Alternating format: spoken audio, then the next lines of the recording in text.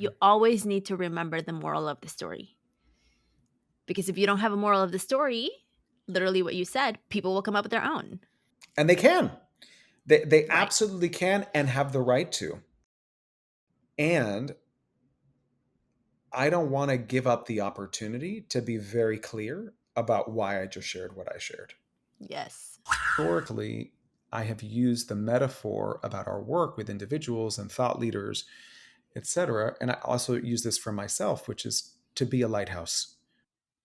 That, find that plot of land on that promontory that's solid and secure and build that lighthouse and then beam that light, that message, that truth out into the oceans, into the sea, and trust that it will attract people into the port that need or are hungry for or yearn for your message.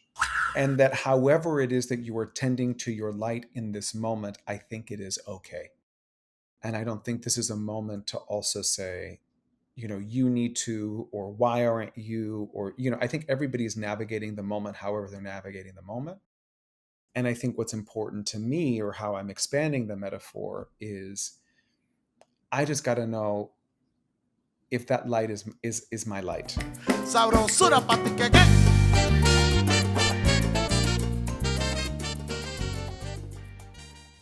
Welcome to Café con Pam, the bilingual podcast that shares our stories sin censura.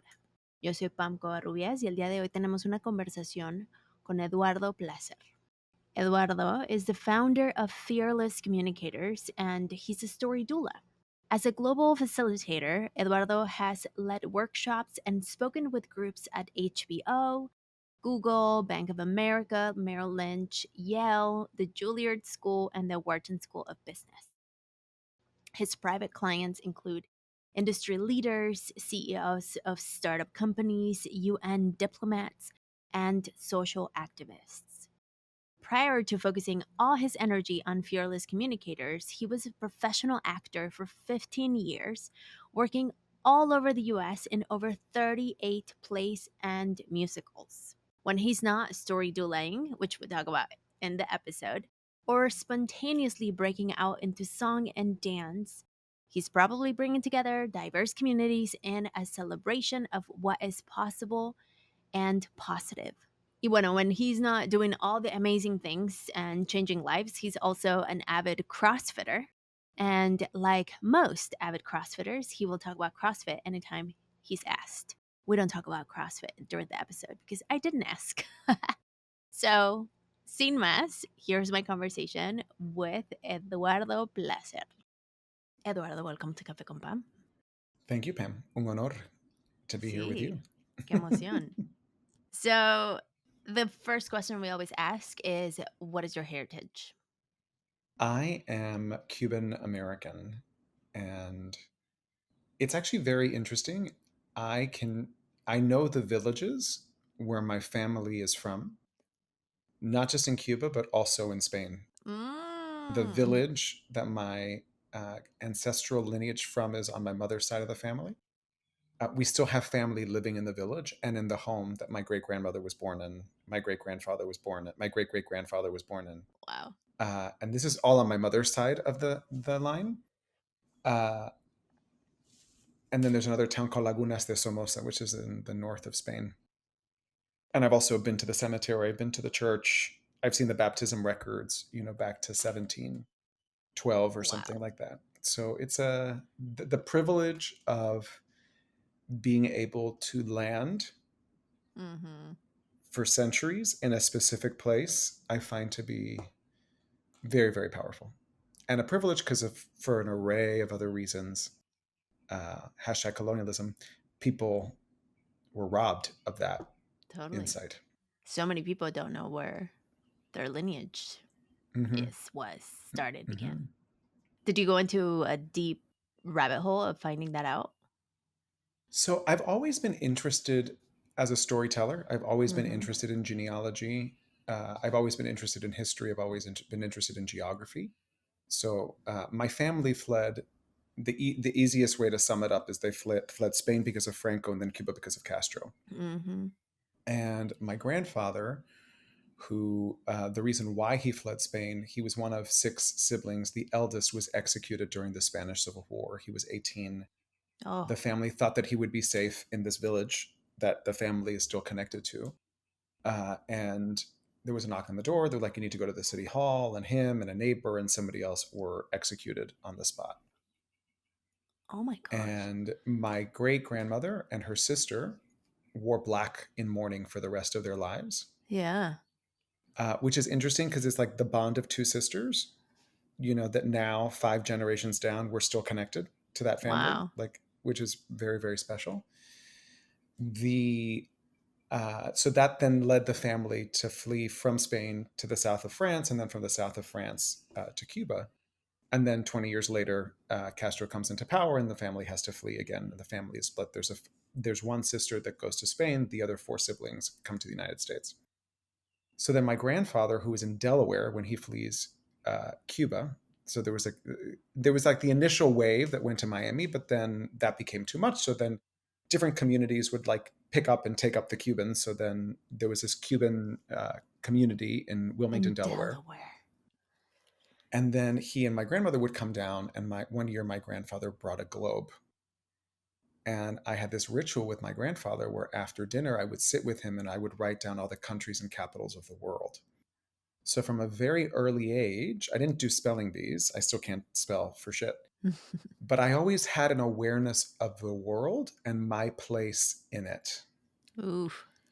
And I think and not only that, I can also locate other people on a map. So when someone says I'm from Somalia, or I'm from Mongolia, or I'm from Bangladesh, or I'm from Zaire, or I'm from Madagascar, or I'm from, now the thing is, this was in the 1980s. So this is when the Soviet Union still existed. I mean, there are Right. nations and countries that have emerged, evolved, shifted, changed, but still, like, there is this beautiful way to locate people. And then part of that is also the listening to the history, because your history is not the history that's being taught Mm-hmm.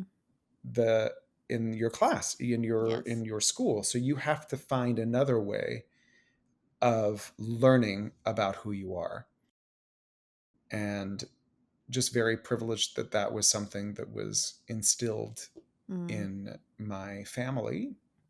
And I think also the privilege of a dominant Latin culture with all its complexities in Miami, Florida, where people are Totally. bilingual, bicultural, center their history, center their language. It's very present. It's not like, let's erase it.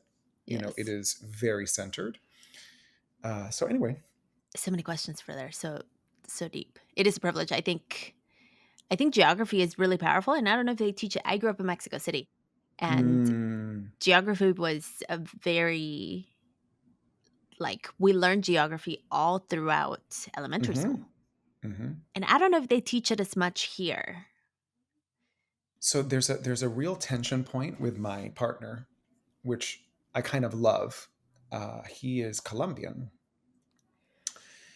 and I think how you look at the map says a lot about the narratives that you have been fed Yes. and the stories that you believe about yourself and where you're from.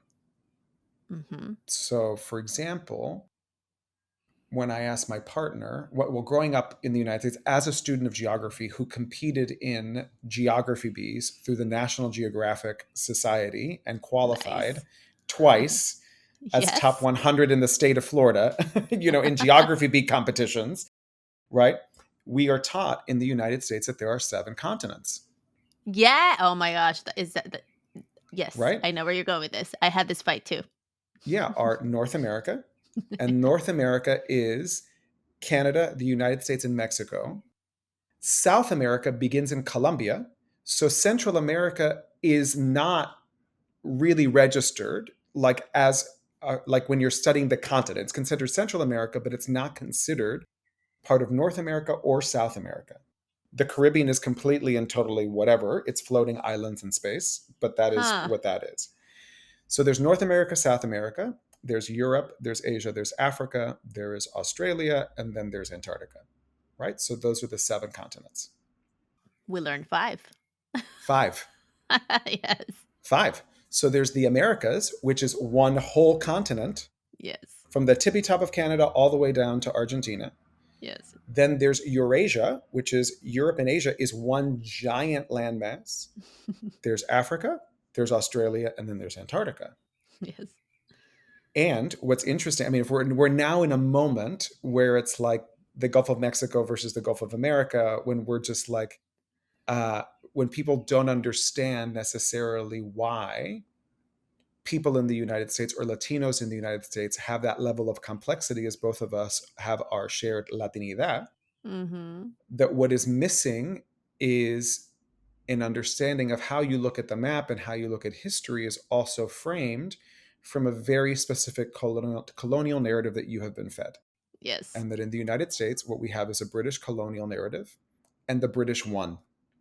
What you have in the rest of Latin America is a Spanish or Portuguese or Dutch or French colonial narrative, and they lost to the British. Mm-hmm. So that there's also this bizarre power dynamic. And yet, at the origin of this entire hemispherical extravaganza Mm-hmm. is the genocide of indigenous people and the enslavement of Africans. So you can't deny that it was the same shit. It just happened in different languages. It was happening in Yes. English, which is the history that we have in the United States, but it was also happening in Spanish. It was happening in French. It was happening in Dutch. It was happening in Portuguese, and it's the same thing. So, so how politics and power align is from that same core wound. Anyway, thank you for listening to my TED Talk. No, I think it's really important to name it, because that tension that you mentioned, I've had those conversations with my partner who's Mm, white American. right. And when like my beef is, this is not America. America is a continent, because that's how I learned it. So my Mm, lived experience is America starts in Canada and ends in Argentina, no? yeah. And he's like, no, North America, Central, South. And I'm like, it's all America, so It's right. it all, to your point, we all have a different lens from which we see the world based on the history that we were fed. Mm-hmm. And I don't know if we can arrive at a point of righteousness. It's like, Mm, that's the way that I learned it, that's the way that you did. And at the end of the day, everyone was colonized. correct. Yeah. And that is tale as old as time experience of human beings, right? This is what human beings colonize. That is what we Hmm. do, Yeah. and you can, Oof. if you look at the history of Spain, like as a country, or like the Iberian Peninsula, like there was nobody, and then there were people, right? So there Yes. were the Iberians, you know, and then the Celts, and then the Greeks come, and then the Romans come, and then the Phoenicians come, and then the Visigoths come, and then the Moors come, and then all of it is their people, and then someone else shows up and says, "This is mine," Hmm. you know, and I think that there's something about, I often think about this when I fly, and I look down. I love the exercise of looking down at the world from The the sky. plane, Oh yeah.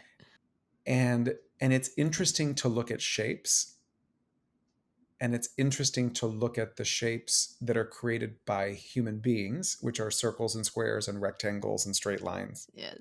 And then there's like the boundaries that are created by nature, which are just completely and totally wild or fractal in their geometry. And that what the circle and the square and the rectangle and the triangle are all attempts out of chaos for human beings to say, this is mine.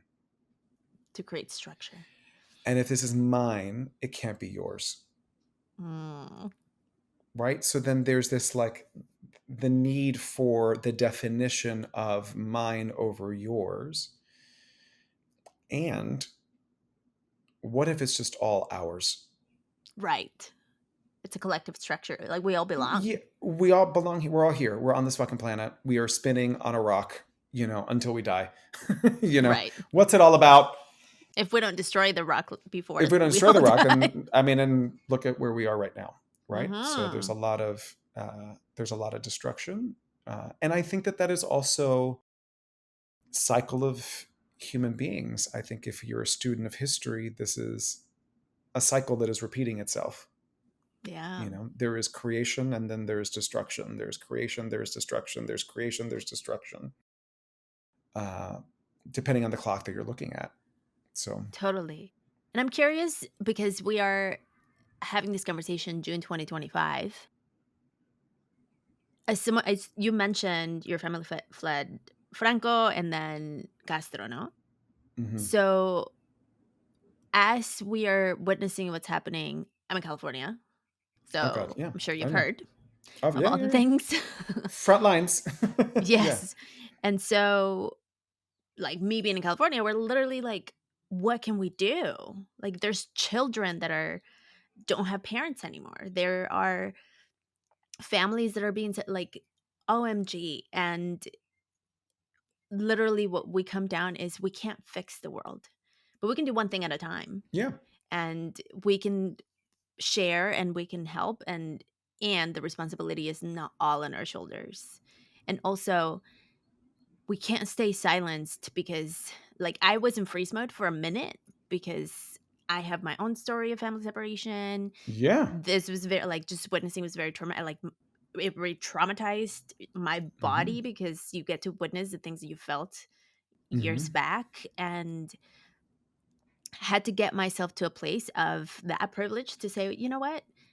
I have a huge thing that on my birth certificate it says United States of America, and Hmm. that's huge. Hmm. And because of that, it's almost that is one thing that I could say maybe it's my responsibility to not stay silenced and to Hmm. keep things moving the way that I can do it while helping, because multiple truths can exist. Correct. Yeah.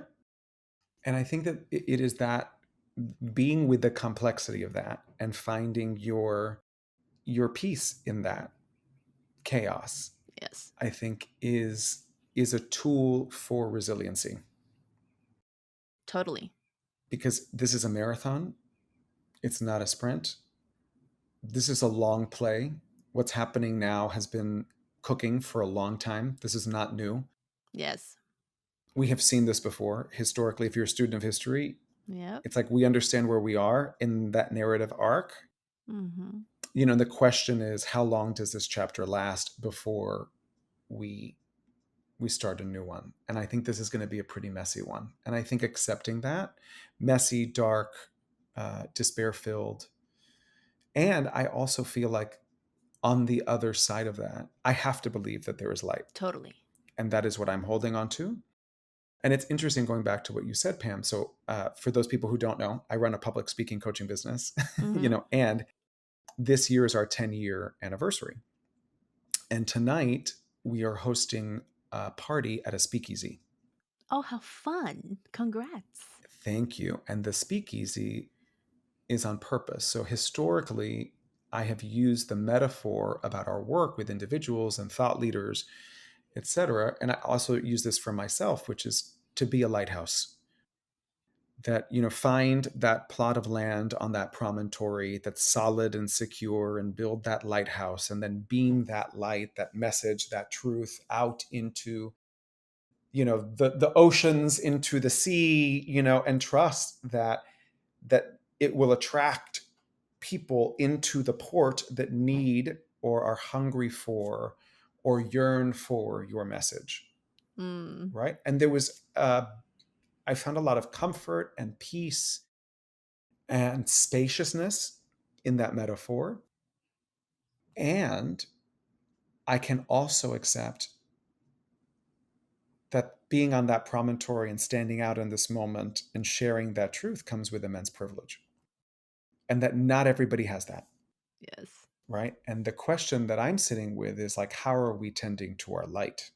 Mm. And for some people, it can remain being a lighthouse. Like, in this moment, I am taking that light and I'm going to stand on that promontory and I'm going to beam that light, damn the torpedoes, full speed ahead. Oftentimes, the people that are doing that are the people that are either one, resourced to be able to do so. So they have the power, the privilege, the wealth, and they don't give a shit. They're like, you can hate me. You can take, I'm not in danger of losing money. I'm not in danger of, like, Correct. I am wealthy. I have all of, so I'm going to say whatever the fuck I want to say. Right. They're those people.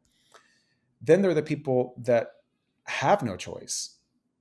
Mm-hmm. Trans person of color, Black women. There's Yes. like, I can't hide who I am. So I can't Correct. all of a sudden disappear from whatever this body is, Yes. an indigenous looking Latino woman, where people are looking by and they're like, let me see your passport because you don't look American Right. to me, when in reality, your ancestry is more tied to this land and this space than that Mm. ICE agent, probably. Yeah. They're the people who have no choice but to stay Mm-hmm. in that piece, and that however it is that you are tending to your light in this moment, I think it is okay. And I don't think this is a moment to also say, you need to, or why aren't you, or, I think everybody's navigating the moment however they're navigating the moment. And I think what's important to me, or how I'm expanding the metaphor, is I just got to know if that light is my light, Mm. right? And whether it is a campfire or a flashlight or a disco ball or a candle in your window or a lighthouse, I'm looking for the light. And the reason why the speakeasy piece was so important is because historically, women, people of color, LGBTQ folk, marginalized communities have always had to speak in code. Yes. And for women, there used to be the fans, like where they would position a fan would communicate, I'm interested, I'm available, I'm not, Yes. meet me out back, I'm taken right Uh-huh. now, call me in 2 weeks, like whatever, that the gestural vocabulary where people are communicating in plain sight. In queer culture, specifically with gay men, we had the hanky culture where there are different color hankies, Yes. and that's communicating what you're into. Depending on what pocket it's on, I'm going to take it or I'm going to give it, and it is so specific. And you would wear it out, and you're in public at the grocery store or on the subway, and you're like looking, and you're like, let's go. Right. Like before there's Grinder, before there's Scruff, before there's any of that stuff, there was that. And I have a client of mine who said that, enslaved people in certain regions would talk about eggs. And that's how they were talking about white people. So they were talking about, the egg's broken over there. So I would avoid, you know, the eggs are Wow. feeling a little rotten, so I would avoid. And if you knew what the conversation was, then you're attuned to it. But others like, oh, these people talking about eggs. Why are they always talking about eggs? Mm. Right. Right. So again, the communication is always being shared. The question is, are you attuned to the frequency of it? Yes. I think that we're in that moment. So that's why we are activating our community within the speakeasy kind of context and allowing people to reckon and reconcile with what courage or fearlessness looks like in this moment. Yes. And I think we can extend grace to oneself and others as we are making sense of it. Because I don't think we're supposed to be going on Instagram Live 24/7. Correct. And we as human beings are not supposed to be experts on every topic that exists on the planet Exacto. that needs nuance and, a certain level of care. And uh, not every opinion, not every human being's opinion is supposed to be on prime time. and, Exactamente. and I think that that's where we get a little chaos, or that not a little, we get a lot of chaos, because it's just this assault of conversation, opinions that don't matter. I'm like, I don't care. I don't care. Like, I don't care that this is, I don't know. I don't even know who you are. Right. I don't even know Yes. who you are or why you are Saying things. saying things about something that you have no business. I mean, you're entitled to your opinion. Absolutely. You're a human being, but like, does Facebook Live or Instagram Live or TikTok need it? Who cares? Who cares? Yeah. I think it's the to your point of now we have technology. My mom, she said this before with other issues that have happened in the world, and she was like, this has always happened in the world. We Mhm. just now have cell phones that can give us Correct. immediate knowledge of it. But people have been killed many times. People, like, all of this, it's not new. We It's just not have the new. tech that lets us see it live. Hmm. And yeah, I agree. In the pursuit of like, am I going to be the first one to say something about it? There's a lot of noise as well. And I do think we need to ground ourselves in our truth. And I love your metaphor of the light, because as you were describing it, one person can totally be the light. I have a client actually who was like, we had a conversation and she was like, I don't know what to do, but I have money. Hmm. And I'm like, listen, white women during the civil rights movement, they were bailing Yeah, out protesters. correct. So let's go. That is action. That is action, Yeah. Yeah. right? And I think the other thing is that there are different fronts to the battle, Mm-hmm. Mm-hmm. and some people are the frontline soldier who we need, Yes. right? We need the person in the back that's going to build the bridge afterwards, Yeah. right? Once the bridge is destroyed, and the thing is, we need the people that are going to come back and they're going to build the thing. Yes. They're the people that are going to carry the flag and the banner. There's going to be like the military band, the people playing their music, you And know, reminding us of and joy. reminding us of joy or whatever. There's the strategist that's looking at the overhead view. There's the person with the muscle at the front, who Yes. is again storming the line. All of those people are on the same team, and and people are resourced in different ways to be those people. So I think part of the thing is also understanding, how am I resourced Mm-hmm. to show up to play this game, Yes. right? And I Yes. can't play all the positions. Like, I'm not Correct. equipped to be all the positions. And I think that's sometimes where it's like, if the person is like, what I am going to do, like, no, I'm not going to go on TikTok and I'm not going to go on Instagram Live, Yeah. It's not the role. right? Because I actually need a little bit of cover of anonymity Mm-hmm. to actually leverage my power and my privilege to be in the rooms, to have the conversation, to mirror and reflect. That if I were that standard bearer screamer, then I'm not going to be in that room. I'm not going to be in that room. But Yes. know that I am in that room, the room where it happens, going back to Yes. Hamilton, and I have the privilege of being in that room. So now in that room, I'm going to exercise the privilege to have maybe the personal or private conversation that I can have, which is not going to happen on the town square, on Instagram or TikTok or X or whatever the platform is, right? Yes. Yes. So I think that that's where there's grace, which is like, not everyone's showing up to the fight with the same tools, with the same privilege, with the Mm-hmm. same resources, with the same skill set. And that we have to be, if I know that you're on the team, now I also know how we get to play together. Totally. I have a friend actually who lives on a different part of the world, and I saw them Mm, recently in San Diego, and they reached out and they were like, I'm here. And we took a picture together, and they were like, but this can't be posted because I'm not supposed to be here. I'm headed to mm, LA, and nobody is supposed to know that I'm here, but know that things are happening. And so and I'm like, let's go, you know? yeah. Going back to your metaphor of the lighthouse, there's the flashlights and there's the people that Hmm. are just like shining the light on whoever needs to be in the front line. And Correct. I'm giving yeah, light to somebody else. I'm operating correct. the light, and I'm showcase. Yes. I'm putting it somewhere else, right? Yes. Again, light keeper, light bearer, light keeper, light holder, light carrier. Like, all of that is necessary. And I think, I don't watch the news. Like, I actually, I don't really watch a lot. My boyfriend and I, watch Netflix, and we binge watch, little stories or whatever. But I say to him, and I speak to our relationship is primarily in Spanish, Ooh, fun. which is really beautiful. And when I'm joking with him, I speak Spanish with a gringo accent. So I don't. I mean, I'm Cuban and I'm a native Spanish speaker. I don't speak Spanish with a gringo accent, but with him for play, I do. Right.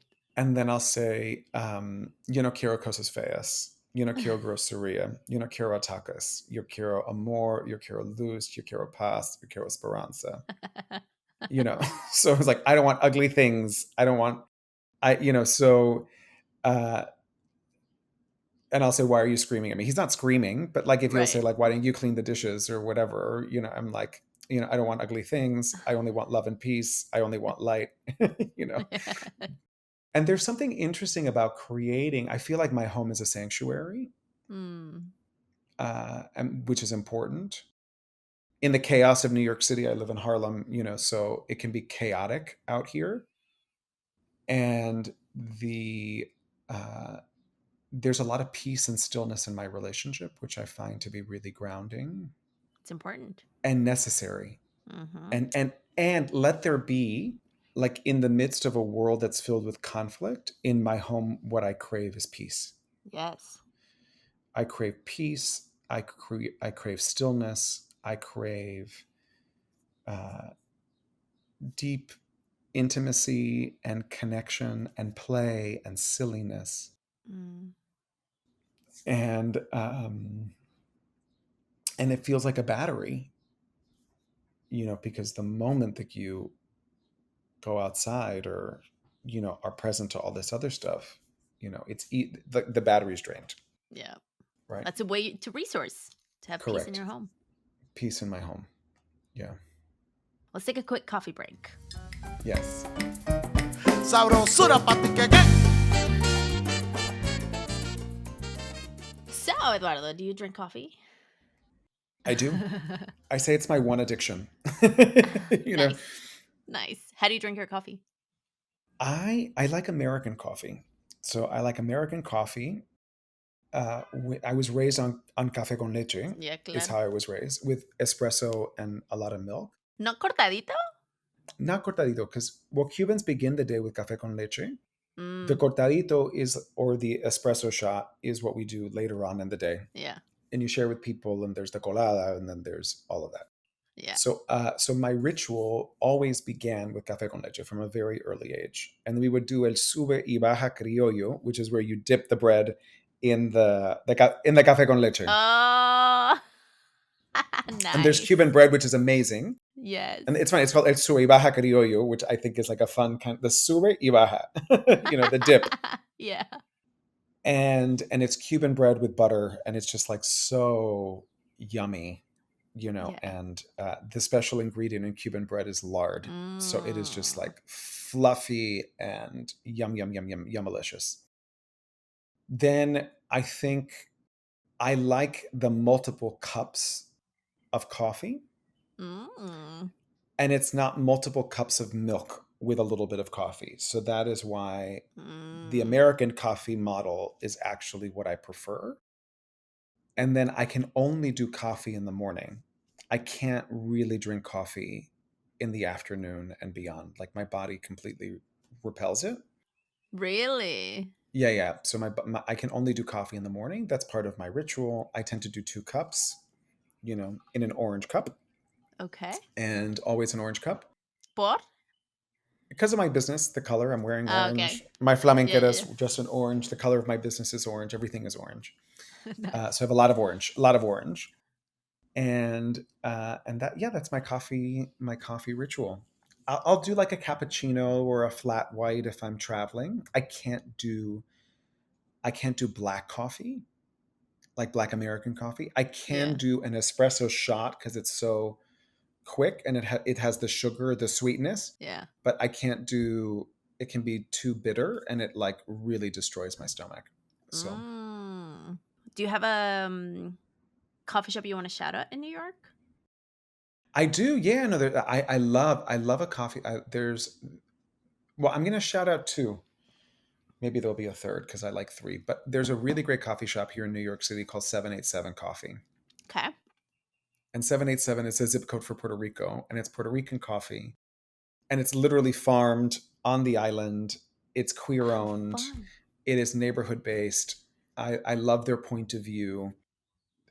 It's unapologetically Puerto Rican. It's unapologetic. Like, they have like a coquito latte. Yeah. You can get empanadas, you can get pastelitos, so Yum. I love that as a coffee shop, like an American version of a coffee shop. Mm-hmm. There was another coffee shop. I would say I'm not going to say Versailles because I hate their fucking politics in Miami. But there is, which is also tricky whenever you're going down the Miami political kind of route. But there is a place in Miami, and it's called Sazon. I've been to Sazon in It's really, Miami. really good. It's in Yeah. Miami Beach, and what they have is La Ventanita. So La Where you Ventanita, the order? little window, is where you order Yeah. the coffee. Because it's interesting, like coffee culture, like or coffee shop culture, Mm-hmm. is not something that is, I would say, Cuban. I don't want to. It is something that has evolved. I think there's certain Mm-hmm. cultures that do have like a coffee shop culture. Cubans have what's la ventanita, which is See. coffee is like 24/7. It's like you're drinking it in the morning, you're drinking it in the afternoon, you're drinking it after dinner. You're if like the coffee, the ritual of coffee is always with you, See. And my parents like will crave. My father will have the espresso. My mother will always have un cortadito, like after dinner. It's like part of the. Wow. It's like the ceiling of the De the the sobremesa, meal ¿no? is the Sí. soda. It's the end. The end will be the shot of, in the ways that there's limoncello or there's like Claro, claro. some alcoholic something that happens in Italy or in different cultures. So anyway, so La Ventanita I think is a very special Mm, experience, which is like the drive-by piece. I'm going to have my little shot of coffee and then I'm going to go for the rest of my day. And the way that the Cuban women are, making the coffee with espumita, it needs foam, claro. and how you make the espumita is it is how you mix the sugar and then you pour the coffee and that gives it the foam. If it doesn't have the foam, it's not the same thing. It's a very It's an specific. art. It's an art. The espumita is an art for the Cuban coffee thing. I love And that. then there was a different coffee shop. There was a coffee shop in Melbourne, Australia. Ooh, Australians are deep with their coffee. Deep with their coffee, and they're like very quick to call it shit, Oh yeah, I have a coffee bean. Yeah. Oh, look at you with that. I love it. And this was a queer woman owned uh, coffee shop, and you would bring your own mug. And then they had a policy. They had a policy which was because they don't really have tip culture, but you could Uh tip huh. 20%. I think if you were a man, you were charged 20% more than a woman. I love that Right, actually. so it was acknowledging and that you could as a man choose the 20% additional charge, and then that would be donated to some women's rights cause or organization or a shelter or something like that, but acknowledging the privilege and saying that there is a Mm-hmm. financial gap, there's an equity gap between women and men, and what they said was interesting is men always had issues with it, and women would add the 20% to donate it to the women's causes, which I think. Fascinating. And then the business, they went out of business, Oh but but no. I think there was something really interesting, and if we think about a 20% tip, I was like, absolutely charge me the 20% and absolutely give it to whoever, Yes, it's like yes. 60 cents more for the coffee or a Totally. dollar 20 or whatever. Absolutely. Yes, donate that, you know. Mm-hmm. So anyway, those are three interesting little coffee shop stories. Awesome. I love it. On my end, I drink cacao in the morning. Mm, And I have this very like elaborate morning. It's not elaborate. Some people might see it as elaborate morning ritual because I started developing this deep relationship with cacao because I'm beautiful. Mexican. Of Cacao course. Yeah. is like very deeply rooted in the Yeah. land of what we call now Mexico. And I have cacao that I eat. Like these are cacao beans and I Mm, eat them like snacks. And cacao used to be currency actually. And there mm, are journals of no es Cristóbal Colón, es el hermano de Cristóbal Colón. But there's journals that talk about how when they were chasing the indigenous people and stealing their boats. They were Mm, picking up these almond-looking seeds like they were precious gold, because it was cacao mm, seeds that were the cacao bean that was actually used as currency. So mm, I'm drinking, just to not give you the whole spiel of my morning ritual, but I'm drinking this morning. I brew my cacao with herbs. mm, So this morning I put fennel. mm, It looks a little bit red. It doesn't as much anymore, but it has beetroot powder, mm, rose bud petals, raspberry leaf. It has also stinging nettle mm, and butterfly pea mm. also. Que I bruja. think. I love it. Sí, sí, I sí. love it. Oh my God. I Yes. know. Tú me hiciste brujería. Con todo. Yeah. I love it. But it's like, it's such a great, while I'm making it, I'm putting an intention. I think it's really important.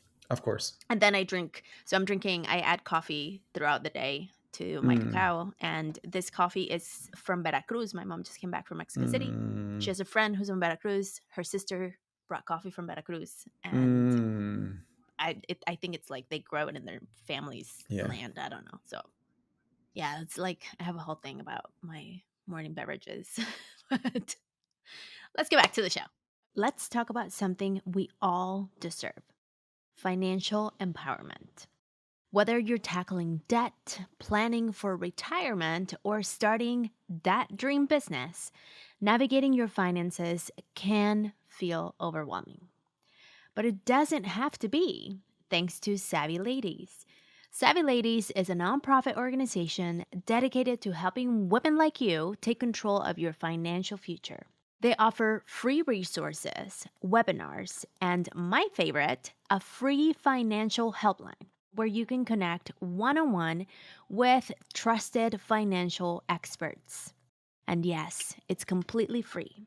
Whether you're just starting your financial journey or need guidance on a specific challenge, Savvy Ladies is here to provide quality and trusted advice you can count on. So why wait? Visit savvyladies.org today and connect with the financial helpline to get the personalized support you deserve. Your journey to financial independence starts here. That is savvyladies.org. Your path to financial freedom can start today. If you've started making your cafecitos at home to get on with that morning routine and build the habit of saving money, it could be a good strategy. Pero there might be an easier way to save. Did you know that if you open a new savings builder account at BMO, you can earn a $5 reward every month you grow your balance by $200 or more during the first year? Learn more about how BMO can help you grow your savings by visiting bmo.com/save. bmo.com/save. Conditions apply. Accounts provided in the United States by BMO Bank and a member FDIC. So, Eduardo, tell me more about this. How did you become a story doula? A story doula. So the journey to story doula began. So I run a public speaking coaching business. Mm-hmm. And then I was also a stage actor for 15 years. Mm-hmm. And there's a little bit of crossover. Uh, so what happened is I think I have always been a student of story, whether it's the oral kind, listening to the stories of my grandfather, my grandmother, or my family, so there's that. Mm-hmm. A student of story is someone who has read and consumed literature and theater and studied English literature, American literature, Latin American literature, culture. And then as a stage actor, who you are is an embodied communicator. So you are an agent in the story. You're not passively, you are actively reading something, but you are Yes. in a play, like the agent of the story. You are Mm-hmm. protagonist or antagonist or chorus or narrating or whatever. You are in the mix of the story. You're an agent in the story and the storytelling. So when I found myself in this public speaking landscape, because I have been in story through multiple modalities, and because of a deep curiosity, I know a little bit about a lot of things. Mm-hmm. Right? So this is the polymath, multi-hyphenate, multidisciplinarian kind of model. Yes. It's a lot of fun, actually. Yeah, what happens is that I am resourced Mm. as someone who can help someone else connect the dots. And what happens is people think they're telling stories, but they're not telling stories. They are talking about themselves. They are timelining, they're event dumping, they're sharing their bio. And that's not a story. What happened to you is also not the story. They're separate things. Yes. So what is a story? So a storyteller, a story are the events that a storyteller chooses to weave together, inserting plot, character, setting, and conflict, the result of which, in the piecing of all of these things together, is some sense making, some meaning. And that's what makes it a story. And I think what happens is that people are living at the mercy of events and they don't know how to connect the dots. When you connect the dots, then you're like, now I understand why that happened. I can see the meaning behind that. And that's who we are. We as human beings are machines that are looking for meaning out of chaos, right? Yes. And there are many meanings. Their perspectives. And yes. the meanings can change. The meanings can change, right? And I think that that's what's really powerful. So inevitably what happens, what happened with the story doula piece and how that name emerged was that I have historically done a lot of work with women. And I've done a lot of work with women as a Kinsey 6 Gold Star gay. I have zero sexual charge towards women. Women feel very safe in my presence. And I also acknowledge that I'm not a woman. So I live through the world in the body of a man. I identify as a man.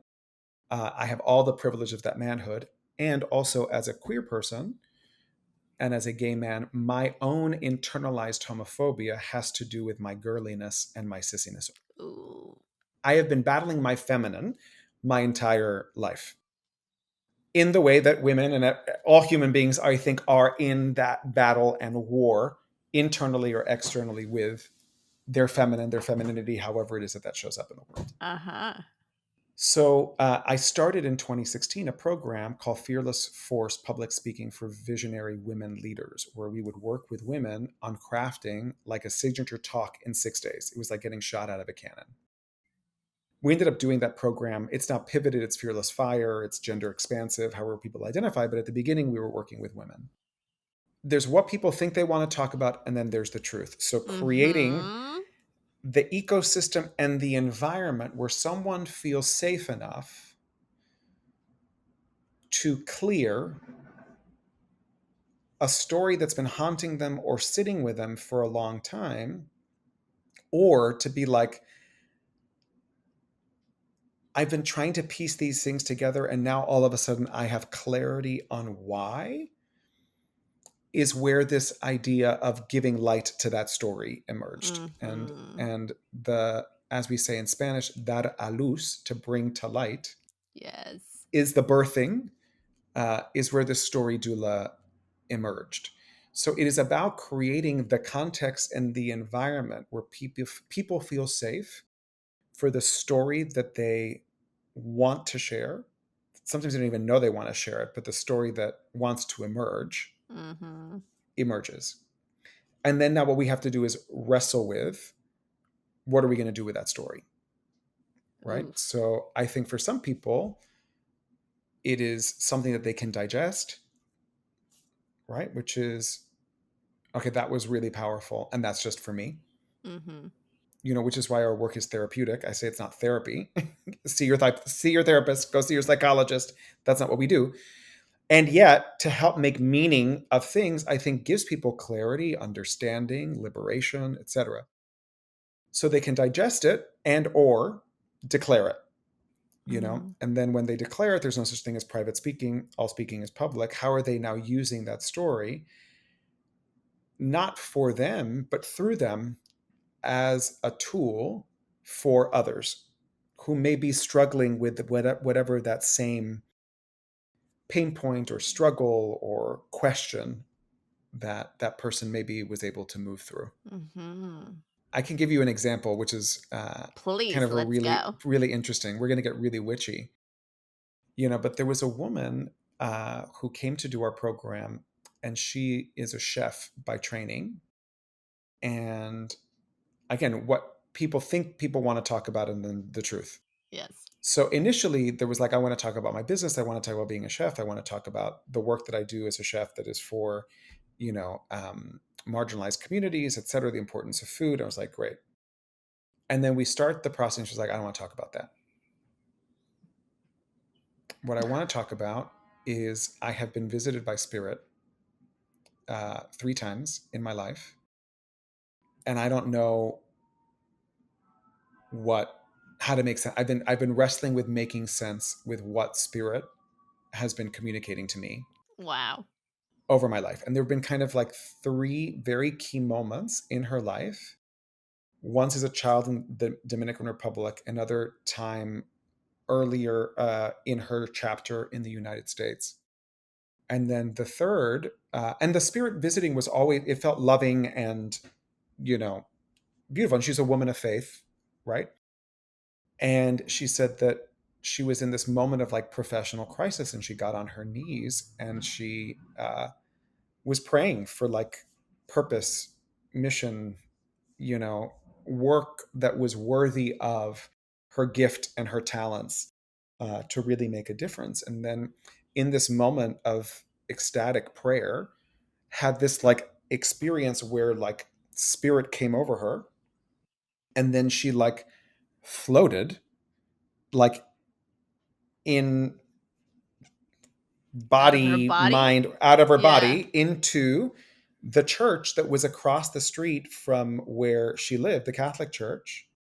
And as she was having this, she was just surrounded, like in that space where like there was so much love and people, uh and she felt so full, and she felt so embodied and seen. And then she came to, and then she was really pissed. She was like, what the fuck was that about? Like, I'm left with more questions. Like, I have Right. no answers. Like, I don't know. And she went to speak to a priest, and she went to speak to all these other things, and was just really, really upset. Like, she had this really profound, beautiful experience, and was like, I don't know what this is about. I'm just so Why? angry. Yes. And what happened? And then I said to her, what was the name of the parish? Ooh. And she said, Saint Elizabeth of something. And I was like, what is she known for? And she was like, well, she was a woman of wealth and privilege who stole bread from her castle, and fed the poor. Mm. And I was like, what did you do after this thing? She was like, I left my job. I went to culinary school, and now I lead culinary trainings for, People that don't have the access. elderly, people who don't have access. I was like, honey, like, there it is. Yeah. There it is. That was the message. You took the message. You may not have consciously been aware of it. And it was like this really beautiful moment that sometimes what we can do is reflect and mirror and help the person connect the dots. Mm-hmm. That now gives them clarity in the meaning. And it's hard because sometimes we're living at the mercy of the events of our lives. Like, we don't necessarily have the time or the resource or the ability to kind of zoom out and say, wait a second, how does this all add up Yes. to something? Yes. And I think that is the power of storytelling. And I think that is the privilege of being a story doula. So good. And more than ever, we need our stories to be told from our perspective, from our eyes. Correct. And again, that you also have to understand why you're telling the story. Because if not, the meaning will be interpreted for you. Yes. And I think that maybe so we just did this amazing program with these women who are all justice involved. So African-American, Afro-Latina women, all justice involved in New York City. And they did this book that was published called If These Scars Could Talk. And I met the woman who was coordinating this project, and I said, how we write and how we speak are different. So be very powerful to work with these women on how do I craft and share the story. And you don't have to say everything. Yes. Yes. Right? So that's the thing that's important about the story crafting work, which is sometimes people are like, well, I gotta talk about everything. It's like, you don't have to talk about everything. That's talking about yourself. Right? The storyteller has power because the storyteller is like, I have choice and agency in the events that I'm going to communicate. Yes. And there are some things that are really none of your business and have actually nothing to do with the story that I'm telling you. So I'm not going to talk about that.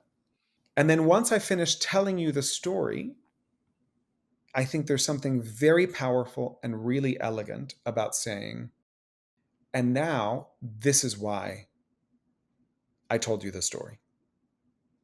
So that now what I'm doing is I am like, yes, you have a right to your interpretation. You have a right to piece that story together in your own mind and come up to a different conclusion. But I'm not giving up the opportunity to communicate to you exactly why it is that I told you that story. Correct. And I think that is a key piece. And if I am living and sharing a series of events and I don't have that clarity, then I'm giving up the power of interpretation to other people, and I'm not getting a shot to put into the conversation the meaning that I have been making, or the meaning that I am making of this piece. I love that. It made me think of my grandfather, he was a lawyer and an avid reader. He had a whole room in the house filled with books. And he would always tell stories, and I use this now because literally what you said, like I could hear him be like, you always need to remember the moral of the story. Because if you don't have a moral of the story, literally what you said, people will come up with their own. They're going to have their own. And they can.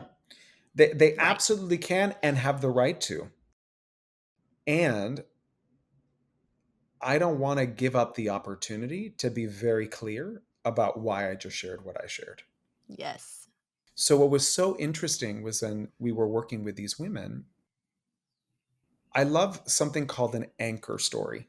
And an anchor story is the gift that keeps giving, because it is a story from a formative moment in your life, oftentimes childhood, but not necessarily, which gives an audience an insight into who you now are as an adult. Right? So for example, for me, when I talk about public speaking and starting my business, I don't start with like, I was in acting school and I had an idea, right? It starts with second grade at show and tell, clutching a stuffed animal seal and telling everyone in my class that I named the seal after the boy that I had a crush on in 1986 in Miami, Florida. And it didn't go well. And that was the first time that I tasted terror in my mouth. Yes. Right? So why my business is called Fearless Communicators is because I am in the work of healing the fear and trauma that I have around speaking, because from a very early age, it was clear that there was a reality or a truth telling, an authenticity for me that was dangerous, that I had to cover and I had to hide and I had to block. because the world around me couldn't be with the truth. I couldn't be with the truth. Yes. Right. So now you see the adult, but now you also see the second grader. Yes. Right. So I could tell you the story of second grade, and I can leave it there, or I can tell you why I told you that story because it's now connected to what I am doing in the world. Correct. Right? There's a direct line, there's a direct connection. So what was interesting is when we did this exercise with these women, there was one woman who the story that came up was when she was like 8 or 9 or 10. There was she really loved her mother and really wanted her mother to trust her with something. And her mother trusted her with taking care of her little sister. And so the mother went to run an errand and she got to take care of her little sister. And what she loved to do in their small 1-bedroom apartment in the Bronx was to play adventure and under the bed because it was dark, like a cave. Ooh. So it was dark. And she had an impulse, which was like, well, we need light. How can I create light under here? And then she was like, well, she saw a lighter and she was like, well, maybe I should use the lighter. And there was a little voice with her that was like, maybe that's not a good idea. Yeah. And she was like, I'm going to use the lighter. So she got the lighter and she lit the match and there was the thread and then the bed caught on fire. And she and her sister were fine, but she's like trying to like put out the fire. The bed caught on fire. And then her mother was upset and all this other stuff. And this is not a story about a 10-year-old or a 9-year-old or a 10-year-old that sets the bed on fire. It's a fun story. I mean, kids do crazy things and all that other stuff, but it is a story about a young girl who had her instinct and her impulse told her don't do something, and she overrode that and did that anyway. Yes. And that inability to listen to that impulse, maybe I shouldn't do that, is something that got her into trouble later on Onward in her life. Sure. Right?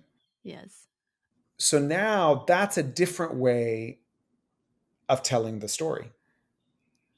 For sure. Right? She's not telling her history, I was born, I went here, that she leads us into a moment at 9 or 10. And she illuminates in that some quality, some belief, something that continues to impact her to this day. Mm-hmm. And I think that now becomes a really powerful tool in her toolkit when someone says, tell me a little about yourself, or tell us about your journey, or tell us about, your commitments in the world, whatever. Like there's this really fun story with this anchor that lets us into something that she's been wrestling with her entire life, that at the source of which is like curious and joy and, and playful, safe, innocent. Now there are chapters afterwards that aren't, but we see the child in the grown woman. Mm-hmm. And I think that there's a vulnerability and a tenderness in that is actually really, really inviting and really powerful. For sure. How fun. So many more questions, but tell us about your program that's coming up in the fall. So we're running the program Fearless Fire, Public Speaking for Visionary Thought Leaders. This will be, I think, the 31st or the 32nd program that we run. We've done it in New York, San Francisco. We did it in Tel Aviv. We did it in Australia. We've done it literally all over the world.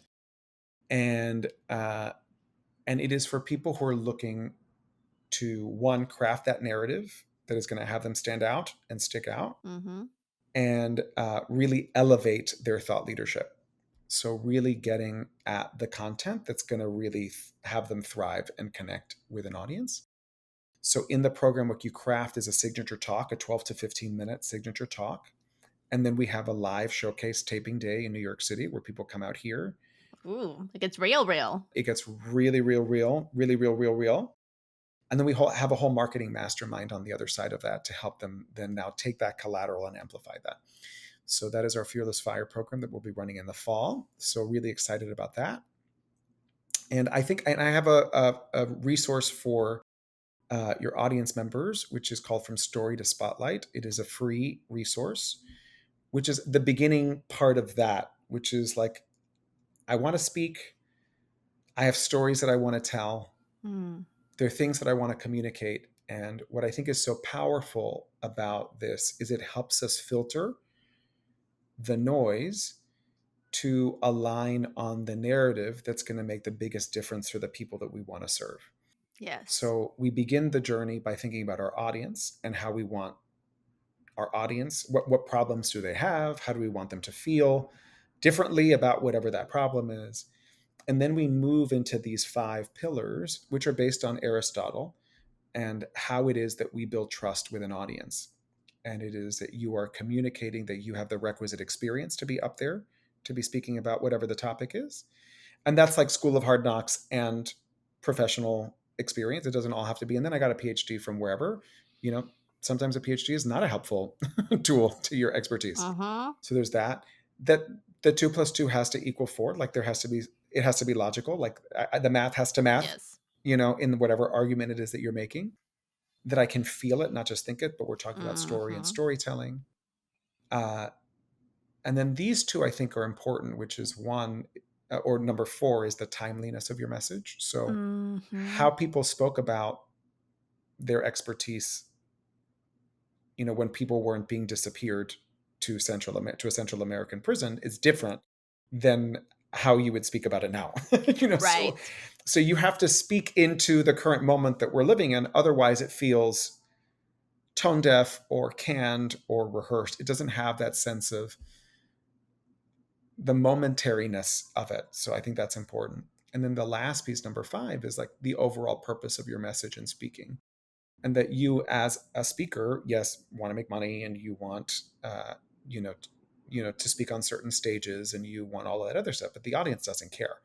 So they don't care how much you're getting paid. They don't care how much, they don't care that you have your dream board and you got your TED talk. They could care less. Right. They want to be moved. They want to be inspired. They want to be motivated. They want it to be practical and relevant. So how are we ensuring that the purpose of our speaking is clear and that, again, that purpose is connected to the audience and the people that you want to make a difference for? So we go through all of that in this worksheet that helps people define that. So I'm really happy there's a video that's attached to it. So I'm really happy to extend that to all the listeners. Yeah. Amazing. We'll have everything in the show notes and all the things and all the things. So a few more questions before we close. What's your remedio? Do you have a remedy you want to share with us?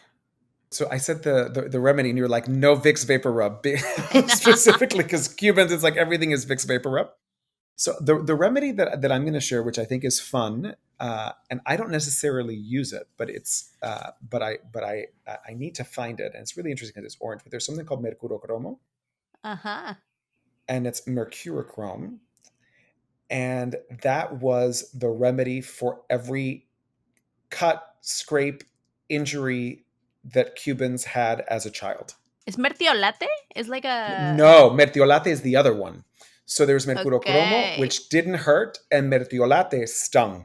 Oh. So you didn't want the mertiolate, you wanted the mercurocromo. Okay. So anyway, so I love that you knew the mertiolate, which is painful. I don't want that. So that would cause tears, But the mercurocromo was like a hydrogen peroxide. It's not hydrogen peroxide, but that is el remedio. And it was orange.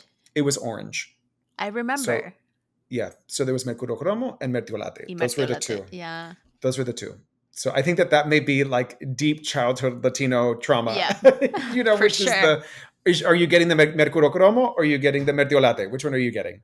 So the mercurocromo is the Cuban abuelita remedy that I'm gonna add to the mix. Yes. Nice. Yes.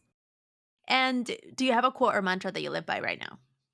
Yes. And I didn't tell this story, but this is a story for another time, that earlier this year I got stranded on a mountain in Colorado without food, water, and Wi-Fi for 24 hours. Oh my gosh. Yeah. And so it was a near-death experience where the car got stuck in the midst of on a mountain pass that should have been closed. And I was rescued 24 hours later. And I level 12 Capricorned the entire thing. So it was, I rocked the challenge, as they would say. And you were by yourself? I was by myself. I was by myself, again, without food, without water, without Wi-Fi, without any connection for 24 hours on this mountain in a Holy car shit. that had full tank of gas. What happened is the moment that the fear fairies started showing up. Now, I am very resourced around fear. When the fear fairies emerged, the mantra that emerged was, in this moment, you are safe. In this moment, you are well. And in this moment, you are loved. Oof. And I think that it's interesting that this happened on January 18th Wow. of 2025. And then this was January 17th to January 18th. And then I flew back home and I got home on January 20th, the inauguration of Donald Trump. Wow. And it's interesting since then, acknowledging that if we zoom out with the metaphor, the fear fairies are around. I may not have food, water, and Wi-Fi, but I'm in a car and I have heat and I have a full tank of gas and I have my Canada Goose jacket and I have my boots and I'm warm. And what happened is, like, in this moment I'm safe, in this moment I'm well, in this moment I'm loved. What happened is I wasn't reacting and choosing out of fear. I was always choosing from a place of power, not from panic. Mm-hmm. And acknowledging that in this moment I feel privileged in this political historical moment in the United States that I have shelter, I have heat, I have food. I'm in the car. Now there are Yes. people that are, outside, don't have that, are whatchamacallit. There was a blizzard, there was like blackout snow conditions. There are people who are literally at the mercy of that outside environment. And then there's also the cops and the firefighters and the people who were kind of praying and calling for, so there are various ways that people can locate themselves in that metaphor. And I keep coming back to, so that I'm not choosing out of panic or dread or fear. In this moment, I'm safe. In this moment, I'm well. In this moment, I'm loved. And that affords me the opportunity to choose powerfully what my next move is. But it is something that I am checking in with, like I think many of us are, moment by moment by moment by moment. Totally. For sure.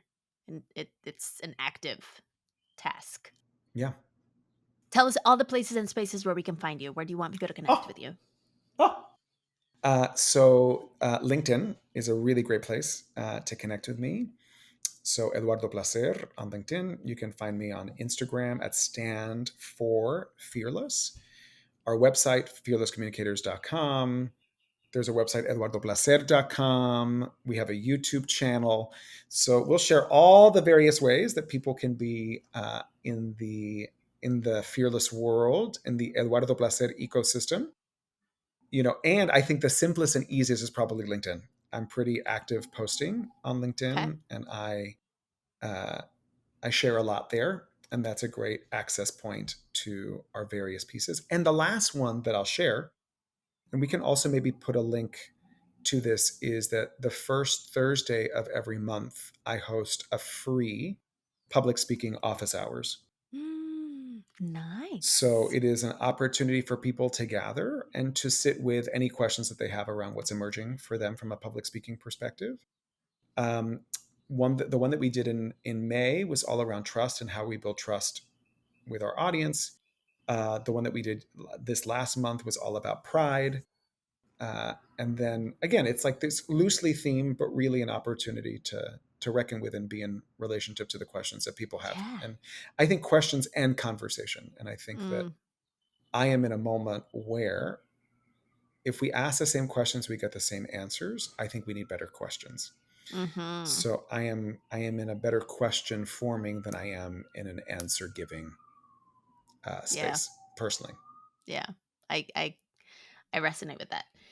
And the last question that I'll ask is, if you were to meet the young version of you that went to that all male Jesuit, ¿cómo se dice? Prep school, what's the question that he would ask you and what would you tell him? I think he would ask, "Are you going to be okay?" Mm, And I would say, "Yes, baby. You're going to fucking rock it." yes. Right? And I think what is there for me also is like, will you be loved? Mm, Right? And and the answer is yes. You know, and that is not just about the ability and the willingness to receive love from others, which is important, but it's like, will you love yourself? yes. And I think that has been the healing. I think that the for the achievement addict people pleasers in the audience, which I'm sure, Pam, there are many, Yeah. you know, Yes. um, for me, the love was all about what I did, Mm-hmm. performance, the achievements, and the merits of it. This idea of like just being loved because is what we would call an americanada, something Americans do. Sí, claro. You know, that feels like weird. You know, and that journey of greater being with the ability to love all the colors of oneself, Mm-hmm. I think ultimately allows one to be loved by others. Yes. And I think that is the edge at 48 that I'm continuing. Like, I think it's an edge, Yes. you know, to continue to allow and expose more, to be open into the receiving of greater love of self and others. Yes. So timely. Thank you, Eduardo, for Thank you, sharing Pam. all the things with us. Yeah, un placer, de verdad. All right, listeners. So, this conversation, I hope you enjoyed it. I think it was really insightful. I actually had a call with Eduardo prior to this episode, which is not usual. And we got to connect over so many things. And so, definitely, as you just found through the interview, he has a lot of really powerful insights. And I think this is one of those episodes that could hopefully leave you inspired. I mean, a lot of them are. And I would love to know what you think. Great time to screenshot and tag at Cafe Con Pan Podcast. Tell us, what do you think? Of course, you can tag him, tag Eduardo, and let him know what you thought of this episode. And if this podcast has ever inspired you, some ways you can support us to keep going and to keep creating and sharing our stories. There's so many ways. Free ways, of course, leave a rating, review, subscribe, leave a comment, share it with someone you love. All of those activities help the podcast so much. If you have capital and resources, you can join the Supporters Club for $5 a month. You can buy the team coffee and you can allow us to continue to create this free show to you.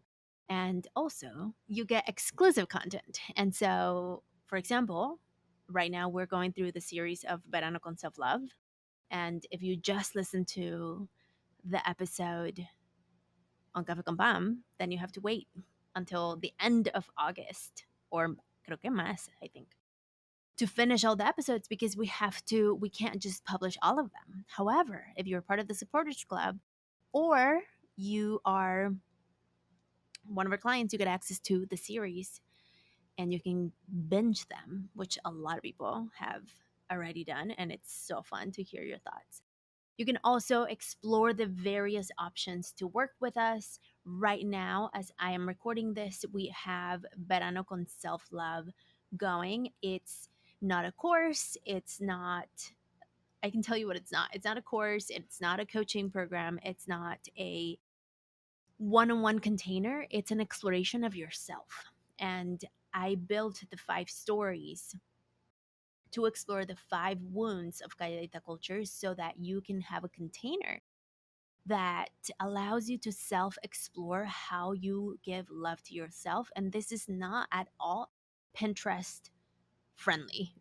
It's not about pretty and curated and beautiful. Sometimes it is, but self-love could be logging off your computer early. Self-love could be not turning your camera on at a meeting. You get to define what that looks like for you. veranoconselflove.com if you're curious. Would love to have you join us there. There's some options. And of course, like anything, I provide options for you to join our work because I do believe in accessibility and I do believe, different people need different type of support. If you're part of an organization, you can hire me to speak at your organization, to share. I love teaching. I love doing workshops. I talk about Calladita culture. And I would love to bring conversations to more and more people. And now that we can do it IRL, why not? At Café con Pan Podcast on all the socials. Thank you so much for listening. Nos vemos pronto. Y como siempre, sigue brillando. Sabrosura pa' ti que